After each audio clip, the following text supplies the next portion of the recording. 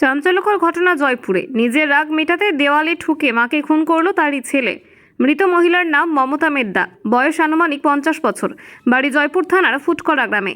পরিবার সূত্রে জানতে পারা যায়, গত দুদিন ধরে মানসিক অবসাদে ভুগছিল জয়পুরের মেদ্দা পরিবারের ছোট ছেলে স্বরূপ মেদ্দা। রাতে সে কোনোভাবে যাতে আত্মহত্যা না করে, তাই তার মা মমতা দেবী রাতে ছোট ছেলের ঘরেই রাতে থাকার পরিকল্পনা করেছিলেন। বারংবার বারণও করেছিলেন তার স্বামী। কথা না শুনে গতরাতে ছোট ছেলের ঘরেই শুয়েছিলেন মমতা দেবী। রাতে ছেলে ঘরে ছিটকিনি দিতে চাইলেও মা চাইছিলেন ঘরে ছিটকিনি যেন না দেওয়া হয়।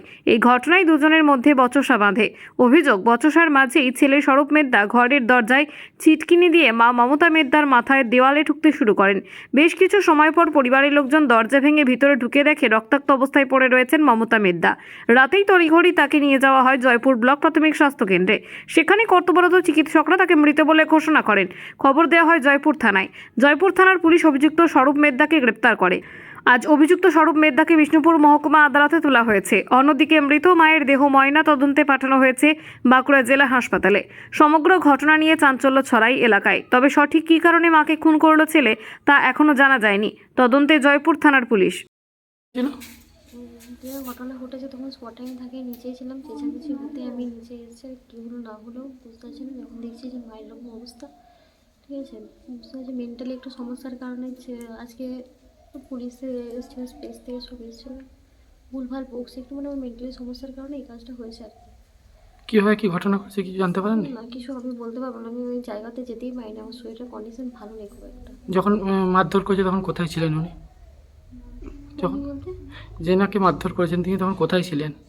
দুজনে ও এক কাছেই ছিল, আলাদা থাকেনি তো। আমরা এখানে আমি নিচে ছিলাম আর কি। হ্যাঁ, ঠিক কিসে করে মেরেছে কিছু সেসব জানি না, গেটে লাগানো ছিল, সেসব কোনো অস্ত্র শস্ত্র কেউ পুলিশে কিছু পাইনি, আমরাও বলতে পারছি না। আমি নিচে ছিলাম, আমি তো বলছি আমি নিচে ছিলাম। যিনি মেরেছেন তিনি কি ওনার মাকে মেরেছেন? হ্যাঁ, মা। হ্যাঁ, মা।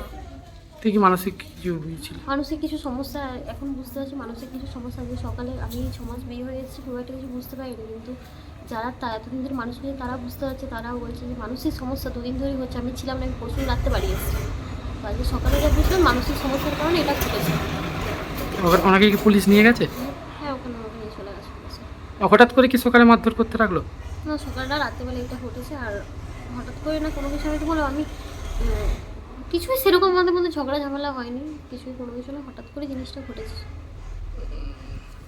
আপনি কি এই বাড়ির বউ মানে? হ্যাঁ, আপনার নাম? সোমা মেদা। সোমা মেদা।